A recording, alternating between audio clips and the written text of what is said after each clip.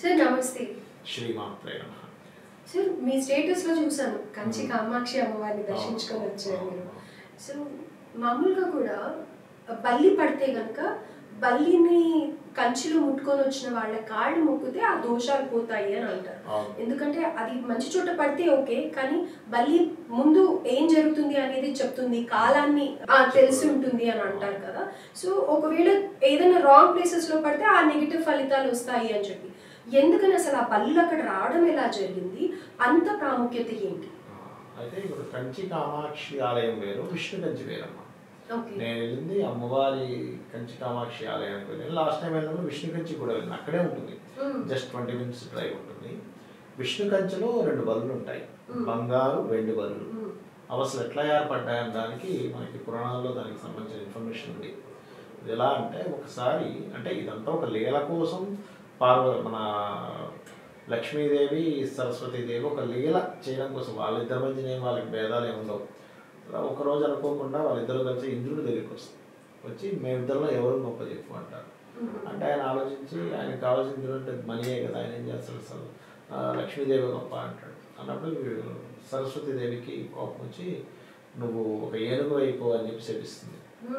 అప్పుడు లక్ష్మీదేవి సరస్వతీదేవి శపిస్తుంది. అప్పుడు లక్ష్మీదేవికి సరే నేర్పుతుంది, అమ్మ ఏంటమ్మా నేను ఏనుగు అయిపోయింది, సరే నువ్వు పని చేయి, నువ్వు పలానా దగ్గరికి వెళ్ళి జపం చేయి, పలానా చెట్టు ఉంటుంది అక్కడికి వెళ్ళి జపం చేయమంటే వెళ్ళి జపం చేస్తాడు. దాని తర్వాత మళ్ళీ లక్ష్మీదేవి ప్రత్యక్షం. ఇప్పుడు నువ్వు కాదు, ఫస్ట్ ఏం చెప్తుందంటే నువ్వు వెళ్ళి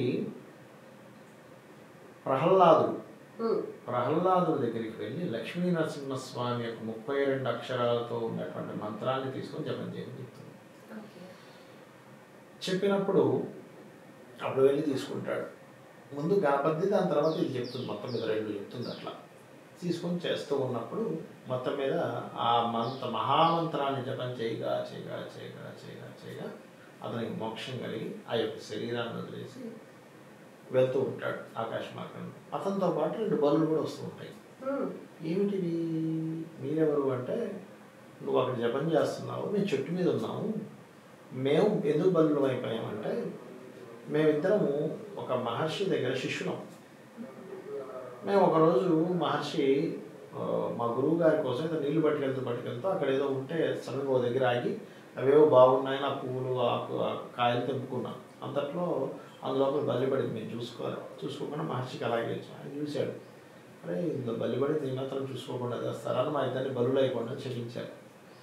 మేము చెట్టు మీద ఉన్నాము, తపస్సు చేస్తున్నాము, మాకు తెలియదు, మేము ఆ చెట్టు ఊగేసరికి నేను నీ మీద పడ్డాం.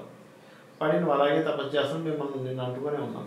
నువ్వేం మంత్రం చేసావో తెలియదు, కానీ మాకు కూడా మోక్షం లభించింది ఆ మంత్రం మహిమ వల్ల, అందుకని మా శరీరాలు వెళ్తున్నాయన్నప్పుడు, సరే మీరు నా ఒంటి మీద ఉండి ఆ యొక్క మంత్రాన్ని ఇచ్చేశారు కాబట్టి అదొక క్షేత్రం అయిపోతుందని చెప్పి ఆయన ఇంద్రుడు అంటాడు. అని ఆ యొక్క బలులే అక్కడ ఉన్నటువంటి వెండి బంగారు బలులు.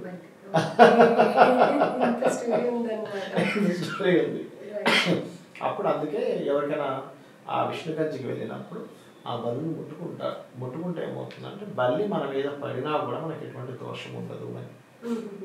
అలాగే అక్కడికి వెళ్ళి ముట్టుకున్న వాళ్ళని కూడా వెళ్ళి ముట్టుకుంటారు, వాళ్ళకి దాన్ని నమస్కరిస్తారు, అంటే ఆ దోషం పోవాలని. ఎందుకు అంటే బల్లికి కాలంతో సంబంధం ఉంటుంది. అందుకే చూడండి, ఒక్కోసారి చెప్పిన బల్లి అరిస్తే సత్యం అంటారు. అంటే రాహు సంబంధించిన, కేతు సంబంధించినటువంటి ఎనర్జీస్ బల్లుల్లో ఉంటాయి. అంటే అయిపోయిన కాలము రాబోయే కాలం గురించి దానికి తెలుస్తుందట. ఒక్కొక్క దానికి ఒక జ్ఞానం ఇచ్చాడు భగవంతుడు. ఇప్పుడు చూడ కుక్క ఉంటుంది, అది వాసన చేసి దొంగ ఎక్కడికి వెళ్ళాడు ఏంటి పట్టేస్తుంది. అదేంటంటే కుక్క ఎందుకు, అది మనిషికి మనకు ఉండాలి కదా అంటే ఒక్కొక్క జీవికి ఒక్కొక్క ఇది ఇచ్చాడు. ఇప్పుడు చాలా ఆశ్చర్యం వేస్తుంది. ఎలాంటి, ఇప్పుడు చూడండి పక్షులు ఉంటాయి, అసలు దాని కడుపులో గుడ్డు పడిందని అనగానే ఎవ్వడూ నేర్పరు, అది వెళ్ళి గూడు కట్టుకుంటుంది. ఏ ఇంజనీరింగ్ చేసింది చెప్పండి, ఏ కాలేజీలో ఇంజనీరింగ్ చేసింది? ఒక కోడికి గుడ్లు ఎలా పొదగాలని ఎవరు నేర్పించారు? కరెక్ట్గా దాని పైన పోకుండా జాగ్రత్తగా పొదుగుతుంది. ఎవరు నేర్పించారు? అంతా ఏంటంటే విశ్వంలో భగవంతుడు లీలలు, భగవంతుడు ఒక్కొక్క దానికి ఒక్కొక్క ఎనర్జీని ఇచ్చాడు అట్లా. ఆ రకంగా ఏంటంటే బల్లికి ఆ శక్తి ఉంటుంది అని చెప్తూ ఉంటారు. అందుకని అక్కడ ఆ యొక్క విష్ణు కంచిలో, ఇది కంచి కామాక్షి అమ్మవారు వేరు, విష్ణు కంచి వేరు. ఓకే. సో విష్ణు కంచిలో ఈ బల్లులు ఈ అనేవి బల్లులు ఉంటాయి. సంబంధించి అయితే సార్ ఉంటాయి. బల్లి పడిన ఎన్ని రోజులకు అక్కడ వెళ్ళి ఒకవేళ నిజంగా వెళ్తున్నాము ఆ టైంకి వెళ్దాంలే అని అనుకుంటే ఎన్ని రోజుల్లో బల్లి పడిన తర్వాత Compulsory- బల్లిని చంపిన తర్వాత అలా వెళ్ళొచ్చు? యాక్చువల్గా బల్లి పడిన 2 రోజులకు వెళ్ళాలని రూల్ ఏం లేదు. బల్లి పడగానే మనం చేయాల్సింది ఏంటంటే స్నానం చేయాలి, గుర్తుపెట్టుకోండి. అయితే అందులో ప్రతిసారి బల్లి పడ్డ ప్రతిసారి చెడని లేదు. కొన్ని స్థానాల్లో మీకు పంచాంగంలో ప్రతి పంచాంగంలో దొరుకుతుంది అది. ఆ ఇన్ఫర్మేషన్ చాలా సింపుల్గా దొరుకుతుంది, నెట్లో కొట్టినా వచ్చేస్తుంది. అయితే బల్లి కొన్ని స్థానాల్లో పడితే మంచిది, కొన్ని స్థానాల్లో పడితే అశుభం అంటూ ఉంటారు. ఇప్పుడు అందులో శిరస్సు మీద పడితే మరణం ఉంటారు. నిజంగా మరణం ఏం జరగదు, మరణతుల్యమైన కష్టాలు వస్తాయి అంతే, నిజంగా మరణం ఏం జరగదు మనిషికి. అయితే పడిన వెంటనే వెళ్ళాలంటారు, రూల్ లేదు అక్కడికి.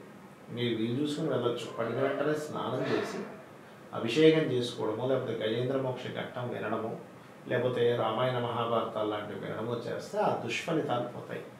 Right sir. సో పాముని చంపితే ఎంత దోషమో బల్లిని చంపిన అంతే దోషం అంటూ ఉంటారు కదా సార్. మరి అక్కడికి వెళ్ళినప్పుడు ఆ బంగారు బల్లిని వెండి బల్లిని ముట్టుకుంటాం కదా, అప్పుడు ఏమైనా సమర్పించాలంటారా? అలా ఏదైనా అనుకోకుండా జరిగినట్టయితే? అంటే ఒకటమ్మా, అనుకోకుండా ఏదో తలుపేశారు, తలుపు దగ్గర ఉంది ఏదో బల్లి ఇదైపోయింది, అనుకోకుండా జరిగిన దీనికి మీకు దోషం అంటారు ఎప్పుడు కూడా. మీరు కావాలని పని కట్టుకొని ఏ బలినో సపాలను చంపారు, అప్పుడు మాత్రం దోషం. దానికి సంబంధించినటువంటి ఇప్పుడు కొంతమంది భయంతో చంపేస్తారు. ఇంట్లోకి ఏదో వస్తుంది, పిల్లలు ఉన్నారని గబగబా చంపేస్తారు. అదెందుకు పిల్లల మీద కాటేస్తుందేమో, ఇంట్లోకి వస్తే ప్రమాదం ఏమో అనేటువంటి భయంతో అప్పుడు దానికి తగ్గ సంస్కారాలు చేసుకోవాలి. దానికి సంబంధించినటువంటి కొన్ని ఉంటాయి. అక్కడే చేస్తారా సార్? ఇక్కడైనా మనం చేసుకోవచ్చు. Right. Thank you so much sir. శ్రీమాత్రే నమః.